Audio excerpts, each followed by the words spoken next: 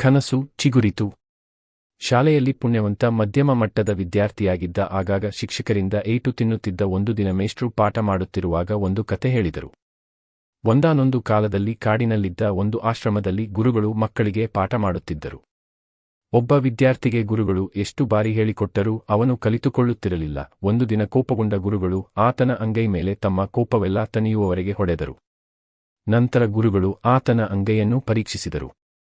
ಅಂಗೈಯಲ್ಲಿ ಆತನಿಗೆ ವಿದ್ಯೆಯ ಗೆರೆಯೇ ಇರಲಿಲ್ಲ. ಗುರುಗಳು ತಕ್ಷಣ ಹೊಡೆಯುವುದನ್ನು ನಿಲ್ಲಿಸಿದರು. ಆತನನ್ನು ತಬ್ಬಿಕೊಂಡು, ಅಯ್ಯೋ, ನಾನು ಎಂತಹ ತಪ್ಪು ಮಾಡಿದೆ.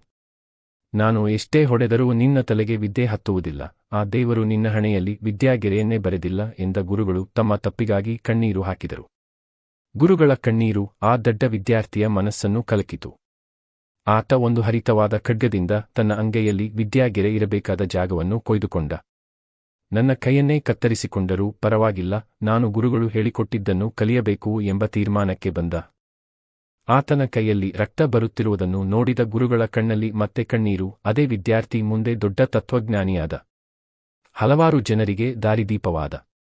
ಕೈಯಲ್ಲಿ ವಿದ್ಯಾಗೆರೆಯನ್ನು ಕೊಯ್ದುಕೊಂಡಿದ್ದರಿಂದ ಆತ ತತ್ವಜ್ಞಾನಿಯಾಗಲಿಲ್ಲ. ಗುರುಗಳು ಹೇಳಿದ್ದನ್ನು ಕಲಿಯಲೇಬೇಕು ಎಂಬ ಹಠ ಹುಟ್ಟಿದ್ದರಿಂದ ಆತ ಜ್ಞಾನಿಯಾದ. ಕಥೆ ಕೇಳಿದ ನಂತರ ಪುಣ್ಯವಂತನಿಗೆ ತಾನೂ ಸಹ ತತ್ವಜ್ಞಾನಿಯಾಗಬೇಕು ಎನಿಸಿತು. ತತ್ವಜ್ಞಾನಿಯಾಗಬೇಕೆಂದರೆ ಏನು ಮಾಡಬೇಕು ಎಂದು ಯಾರಿಗೋ ಕೇಳಿದ. ಅವರು ನಕ್ಕರು. ಮೊದಲು ಇಂಗ್ಲಿಷ್ ಕಲಿ, ಆಮೇಲೆ ತತ್ವಜ್ಞಾನಿಯಾಗುವಂತೆ ಎಂದರು. ಅಂದು ರಾತ್ರಿ ಕುಳಿತು ಇಂಗ್ಲಿಷ್ನ ಕ್ಲಿಷ್ಟ ಪದಗಳನ್ನೆಲ್ಲ ಕಲಿತ. ಮರುದಿನ ಶಾಲೆಗೆ ಬಂದರೆ ಪ್ರತಿದಿನ ಶಾಲೆಯಲ್ಲಿ ಕ್ಲಿಷ್ಟ ಪದಗಳ ಸ್ಪೆಲ್ಲಿಂಗ್ ಕೇಳುತ್ತಿದ್ದ ಮೇಷ್ಟ್ರು ಅಂದು ಯಾರನ್ನೂ ಕೇಳಲಿಲ್ಲ. ಗಣಿತದ ಲೆಕ್ಕ ಹೇಳುತ್ತಿದ್ದರೆ ಆಸಕ್ತಿಯಿಂದಲೇ ಕೇಳಿಸಿಕೊಂಡ. ಶಾಲೆಯಲ್ಲಿ ಮೇಷ್ಟ್ರು ಈತನಿಗೆ ಲೆಕ್ಕ ಮಾಡು ಎಂದಾಗ ಈತನಿಗೆ ಸಾಧ್ಯವಾಗಲಿಲ್ಲ. ಮತ್ತೆ ಆ ದಿನ ರಾತ್ರಿ ಕುಳಿತು ಮೇಷ್ಟ್ರು ಹೇಳಿದ ಲೆಕ್ಕವನ್ನು ಬಿಡಿಸಿದ. ಮರುದಿನ ಶಾಲೆಗೆ ಬಂದರೆ ಮೇಷ್ಟ್ರು ಆ ಲೆಕ್ಕ ಕೇಳಲಿಲ್ಲ. ಆ ದಿನ ಅಮ್ಮ ತನ್ನ ಯೂನಿಫಾರ್ಮ್ ತೊಳೆದಿರಲಿಲ್ಲ ಎಂದು ಬೇರೆ ಬಟ್ಟೆ ಹಾಕಿಕೊಂಡು ಬಂದಿದ್ದ.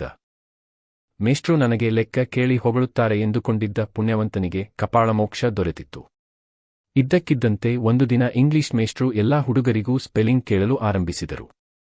ಬ್ಯೂಟಿಫುಲ್ ಎಂಬ ಶಬ್ದದ ಸ್ಪೆಲ್ಲಿಂಗ್ ಹೇಳಲು ಶಾಲೆಯಲ್ಲಿ ಜಾಣರ ಪಟ್ಟಿಯಲ್ಲಿದ್ದ ಯಾವ ವಿದ್ಯಾರ್ಥಿಗೂ ಸಾಧ್ಯವಾಗಲಿಲ್ಲ. ಮೇಷ್ಟ್ರು ಸಾಮೂಹಿಕವಾಗಿ ಎಲ್ಲರಿಗೂ ಬೈದರು. ಪುಣ್ಯವಂತ, ನಾನು ಹೇಳುತ್ತೇನೆ ಸಾರ್ ಎಂದ.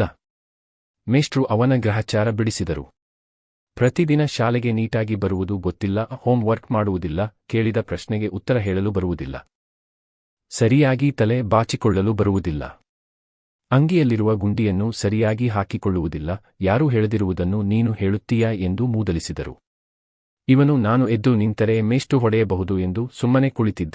ಮೇಷ್ಟ್ರು ತಮ್ಮ ಪಾಠ ಶುರು ಮಾಡಿಕೊಂಡರು. ಆದರೆ ಪುಣ್ಯವಂತನ ಒಳ ಮನಸ್ಸು ಗೊತ್ತಿದ್ದರೂ ಯಾಕೆ ಸುಮ್ಮನೆ ಕುಳಿತಿದ್ದೀಯಾ?